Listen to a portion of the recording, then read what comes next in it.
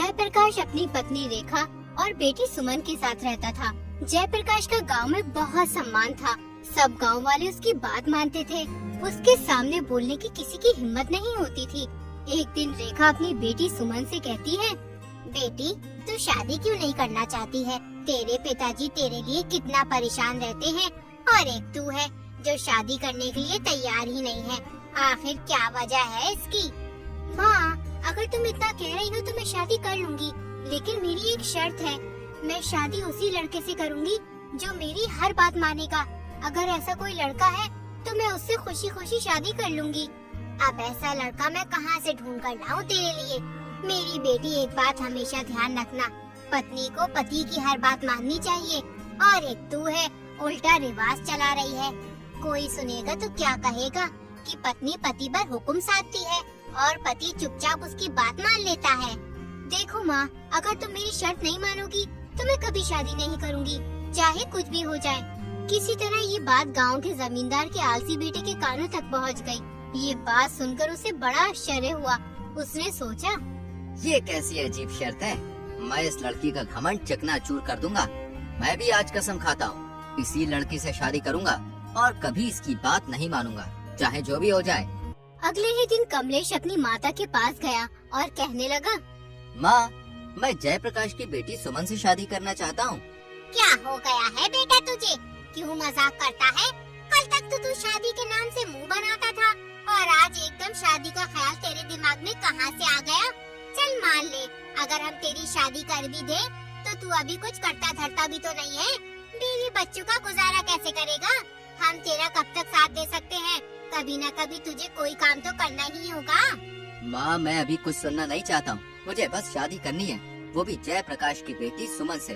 तुम पिताजी से बात करके जयप्रकाश के घर जाओ, उसकी बेटी का हाथ मांगने मेरे लिए। रुक्मणी अपने पति उदय भानु से कहती है, बेटा जवान हो गया है, तुम उसका विवाह कर दो, मुझे भी थोड़ी राहत मिल जाएगी। इतना बड़ा घर है, मुझसे इतना सारा काम नहीं हो पाता है। अरे भाग्यवान, तुम ये क्या कह रही हो? कमलेश तो कुछ करता धरता भी नहीं है, सारा दिन घर में यूं ही पड़ा रहता है। मैंने उससे कितनी बार कहा है कि खेतों पर जाओ, काम करो, मजदूरों के साथ मिलकर थोड़ी मेहनत कर लिया करो, लेकिन वो है कि सुनता ही नहीं। हमारे पास इतनी सारी जमीन है, अगर वो खेती का काम नहीं सीखेगा तो फिर जमीन पर खेती कैसे करेगा? अगर वो चाहता है कि उससे मेहनत नहीं होगी तो मेहनत मत कर, लेकिन खेतों पर जाकर मजदूरों को ही देख लिया करे। मजदूर सही से काम कर रहे हैं या नहीं कर रहे हैं, या समय ही पास कर रहे हैं। अब मैं अकेला कौन कौन सा काम देखूं? तुम सही कहते हो, लेकिन अभी वो नासमझ है। अगर हम इसका विवाह करा देंगे तो ये खुद ही काम करने की सोचेगा और इसका ये आलसीपन दूर हो जाएगा। कहे तो तुम बिल्कुल वैसे सही रही हो। तुम्हारी नजर में कोई लड़की है कमलेश के विवाह के लिए? हमारे गांव में जयप्रकाश जी रहते हैं, वो एक सम्मानित और अच्छे इंसान हैं। उनकी बेटी सुमन बहुत ही खूबसूरत और सुशील है। अच्छा, तुम जयप्रकाश की बेटी सुमन की बात कर रही हो? अरे जयप्रकाश तो बहुत ही अच्छा इंसान है, गांव के सभी लोग उसकी बहुत इज्जत करते हैं। हम कल ही जयप्रकाश के घर चलेंगे कमलेश के रिश्ते के लिए। तुम तैयारी शुरू कर दो। अगले दिन उदय भानु और उसकी पत्नी जयप्रकाश के घर पहुंच जाते हैं। अरे जमींदार साहब, कैसे आना हुआ? सब खैरियत तो है ना? हाँ जयप्रकाश जी, सब ठीक है। दरअसल हम यहाँ पर तुम्हारी बेटी सुमन का हाथ मांगने आए हैं, अपने बेटे कमलेश के लिए। हमें पता चला है कि सुमन बहुत ही शिक्षित और समझदार है। ये तो बहुत अच्छी बात है, आपने बिल्कुल सही किया जमींदार साहब। इससे हमारी दोस्ती रिश्तेदारी में बदल जाएगी। कुछ ही दिनों में सुमन और कमलेश का विवाह हो जाता है। शादी के 2-4 दिन के बाद कमलेश सुमन से कहता है, तूने अपनी माँ से कहा था ना कि तू उस लड़के से शादी करेगी जो तेरी हर बात मानेगा, लेकिन मैं कभी भी तेरी कोई बात नहीं मानूंगा। अब देखता हूँ तू कैसे मुझसे अपनी बात मनवाती है। कमलेश सुमन को बुरा भला कहने लगा, यहाँ तक कि मारपीट पर भी उतर आया। मैं आपकी पत्नी हूँ और आपसे ये आशा करती हूँ कि आप मुझे पूरा सम्मान दे। हमारे रिश्ते की मजबूती और खुशहाली के लिए बहुत जरूरी है कि आप मेरे प्रति आदर और समझदारी का रवैया अपनाएं। ये न केवल हमारे रिश्ते को बेहतर बनाएगा, बल्कि हमें एक मजबूत और खुशहाल जोड़ी भी बनाएगा। फिर भी अगर आप मेरे साथ मारपीट करना ही चाहते हैं, तो मैं आपको ये अधिकार तब दूंगी जब आप खुद मेहनत करके पैसे कमा कर लाओगे अभी तो आप अपने पिता के धन पर ऐश कर रहे हो। तुम्हें क्या लगता है मैं पैसे नहीं कमा सकता? तो फिर ठीक है, अब मैं तब तक घर में नहीं घुसूंगा जब तक मैं खूब सारा धन न कमा लाऊं।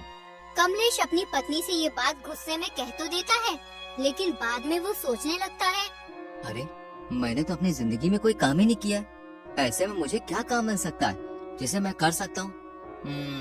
एक काम करता हूँ, सुरेश से मालूम करता हूँ, उसने बहुत सी जगह पे काम किया है, वो मुझे कोई ना कोई काम के बारे में जरूर बता देगा।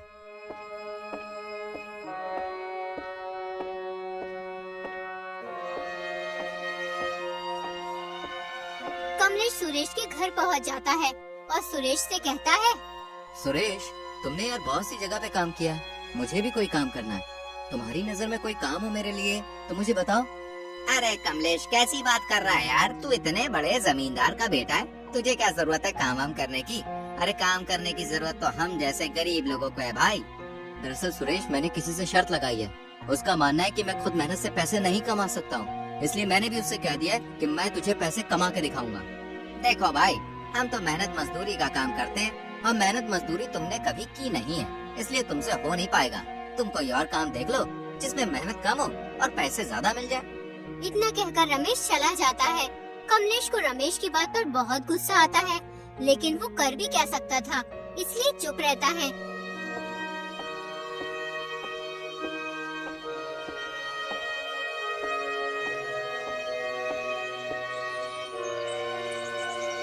अब कमलेश बगैर किसी को कुछ बताए धन कमाने की तलाश में निकल पड़ता है।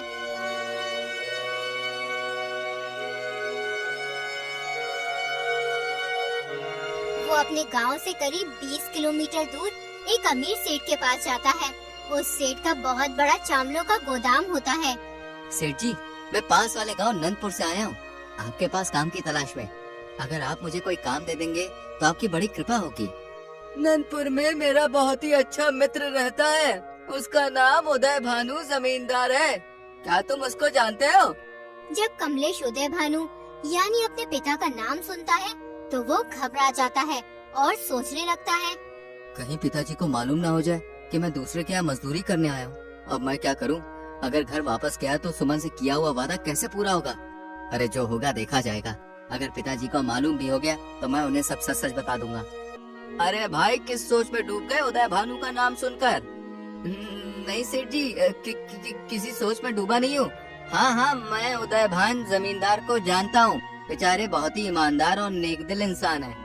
अब तो तुम्हें काम देना ही पड़ेगा, तुम मेरे मित्र के गांव से जो आए हो। देखो भाई, अगर तुम मेहनत और लगन से काम करोगे तो अच्छा पैसा कमाओगे। सेठ जी कमलेश को काम पर रख लेते हैं।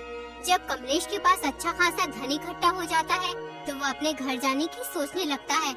फिर वो सेठ जी से कहता है, सेठ जी, मैं सोच रहा था कि एक बार गांव जाकर बीवी बच्चों से मिलाता हूँ। तुमने बिल्कुल सही सोचा कमलेश, बीवी बच्चों से मिलना भी जरूरी है। तुम कल अपने गांव निकल जाना और बीवी बच्चों से मिलकर जल्दी वापस आना। कमलेश इकट्ठा किए हुए सारे पैसे लेकर अपने गांव की ओर निकल जाता है। रास्ते में उसे दो ठग एक पेड़ के नीचे खाना खाते हुए मिलते हैं। वो कमलेश से कहते हैं, अरे भाई, इतनी जल्दी में कहाँ जा रहे हो? आओ हमारे साथ खाना खाओ। कमलेश को बहुत तेज भूख लग रही होती है, इसलिए वो ठगों के कहने पर खाना खाने बैठ जाता है। फिर एक ठग कमलेश से बोलता है, लगता है आप शहर से धन कमा कर लाए हो। हम दोनों भी शहर जा रहे हैं धन कमाने की तलाश में। सुनो, तुम्हें पता है इस रास्ते पर बहुत सारे लुटेरे और ठग रहते हैं, तुम अपना धन सावधान होकर ले जाना। लेकिन मैंने तो सुना था कि ये रास्ता सुरक्षित है, इस रास्ते पर लुटेरे नहीं मिलते। अरे भाई, अब तो हर जगह लुटेरे और ठग मिल जाते हैं। अगर तुम अपने पैसे छुपा कर नहीं ले गए तो तुम्हारे लिए मुसीबत हो जाएगी। सुनो, हम भले और ईमानदार आदमी हैं, बिल्कुल तुम्हारी तरह। हम दोनों तुम्हारे धन की सुरक्षा कर सकते हैं अगर तुम चाहो तो। बाकी देखो भाई, आगे तुम्हारी मर्जी है। ये तुम क्या कह रहे हो? मुझे तो कुछ भी समझ में नहीं आ रहा। मैं तुम्हें अपना धन क्यों दूं? मैं तो सही से तुम्हें जानता भी नहीं हूँ। अरे भाई, इसमें नाराज होने की क्या बात है? तुम्हारा धन है, दो या मत दो, हम तो बस तुम्हें आगाह कर रहे थे ठगों से। कमलेश सोचता है, देखने में तो ये दोनों ईमानदार लगते हैं। अगर इन्हें मेरा धन लेना ही होता तो ये मुझसे जबरदस्ती छीन भी सकते थे। लेकिन इन्होंने ऐसा कुछ नहीं किया। मुझे इनकी बात मान लेनी चाहिए। देखो भैया, मैं तुम्हें अपना धन तो नहीं दे सकता। हाँ, एक काम कर सकता हूँ। अगर तुम मेरे साथ मेरे गांव तक चलोगे तो मैं तुम्हें थोड़े बहुत पैसे दे दूंगा। इस तरह मेरे धन की सुरक्षा भी हो जाएगी और तुम दोनों की कमाई भी हो जाएगी। ठीक है, हम कुछ देर बाद चलेंगे, तब तक थोड़ा आराम कर लेते हैं। तीनों पेड़ के नीचे बैठकर आराम करने लगते हैं। कुछ ही देर में कमलेश को नींद आ जाती है। दोनों ठग कमलेश का सारा धन चुरा कर ले जाते हैं। जब कमलेश की आँख खुलती है तो उसे वो दोनों ठग कहीं भी दिखाई नहीं देते। तो वो हड़बड़ाकर अपना धन देखता है तो उसे धन भी नहीं मिलता है। इसलिए कमलेश बहुत परेशान हो जाता है। धीरे धीरे रात होने लगती है। कमलेश को दूर उजाला दिखाई देता है। वहाँ एक बुढ़िया का घर था। कमलेश ने बुढ़िया से कहा, मैं शहर से धन कमा कर लाया था। रास्ते में मुझे 2 आदमियों ने ठग लिया। मैं बहुत थका हुआ हूँ। क्या आप मुझे अपने घर में ठहरने के लिए थोड़ी सी जगह दे सकती हैं? बुढ़िया बहुत ही नेक दिल की औरत थी। उसकी कोई औलाद नहीं थी। उसने कमलेश को अपने घर में रुकने की आज्ञा दे दी। बुढ़िया एक छोटी सी चाय की दुकान चलाती थी, जिससे वो अपना गुजर बसर करती थी। कमलेश ने बुढ़िया की चाय की दुकान पर काम करना शुरू कर दिया। कुछ ही दिनों में बुढ़िया की चाय की दुकान काफी बड़ी हो गई। इससे खुश होकर उसने कमलेश को बहुत सारे पैसे दिए। बुढ़िया से पैसे लेकर कमलेश सोचने लगा, अब मेरे पास खूब पैसे हो गए और घर से निकले हुए भी बहुत दिन हो गए। अब मुझे घर चलना चाहिए। इस बार बहुत ही सावधानी से जाऊंगा और उसके बाद सुमन पर रौब दिखाऊंगा। कमलेश ने बुढ़िया से घर जाने की इजाजत मांगी और फिर अपने घर की ओर चल दिया। घर पहुंचकर कमलेश ने सारा धन जो कमाया था सुमन को दे दिया और फिर बोला, तुमने कहा था ना, जब मैं अपनी मेहनत से धन कमा के लाऊंगा तभी तुम्हारे साथ मारपीट कर सकता हूँ। अब पिटने के लिए तैयार हो जाओ। देखो, मैं तुम्हारे साथ मारपीट करना नहीं चाहता, लेकिन मुझे तुम्हारा घमंड तोड़ना है, इसलिए मुझे तुम्हारे साथ मारपीट करनी होगी। स्त्री को पीटना बहुत बड़ा पाप है। मैं तुम्हारी जीवन साथी हूँ। हम दोनों ने एक दूसरे के साथ जीवन बिताने की कसम खाई है। मैं तुम्हारा हर मुश्किल समय में साथ दूंगी। अगर फिर भी तुम मुझे पीटना ही चाहते हो तो घर के अंदर मारपीट करने का कोई फायदा नहीं है, क्योंकि किसी को पता भी नहीं चल पाएगा कि कमलेश ने अपनी पत्नी को पीटा है। गांव वालों को भी पता तो होना चाहिए कि तुम इतना सारा धन कमा कर लाए हो, इसलिए अपनी पत्नी को पीटना चाहते हो। आज आराम कर लो। तुम बहुत दूर से चलकर आए हो ना। कल सुबह सारे गांव वालों को बुलाकर मुझे उनके सामने पीटना। कमलेश अपनी पत्नी सुमन की बात मान लेता है। अगली सुबह वो सभी गांव वालों को इकट्ठा करता है। जैसे ही कमलेश अपनी पत्नी को पीटने के लिए आगे बढ़ता है, उतने में ही कमलेश के पिता उदय भानु जमींदार वहाँ आ जाते हैं। बदतमीज नालायक, ये क्या कर रहा है? एक स्त्री पर हाथ उठा रहा है। क्या तूने इससे शादी से पीटने के लिए की? जानता भी है, जिस दिन से तू गया है उस दिन से एक दिन भी ये चैन से नहीं सोई है। हर वक्त तेरी याद में रोती रहती है, और एक तू है जो इस मासूम को पीटने के लिए तैयार है। भीड़ के सामने कमलेश शर्मिंदा हो जाता है। उसके दिल से सुमन के लिए नफरत मिट गई थी। उसे अपनी गलती का एहसास हो गया था। वो सुमन से माफी मांगने लगता है, यहाँ तक कि उसके पैरों में गिर जाता है। उसके बाद सुमन उसे उठाती है और बोलती है, तुम्हारी जगह मेरे पैरों में नहीं बल्कि मेरे दिल में है। उसके बाद कमलेश ने कभी सुमन से कुछ नहीं कहा और उसकी हर बात मानने लगा।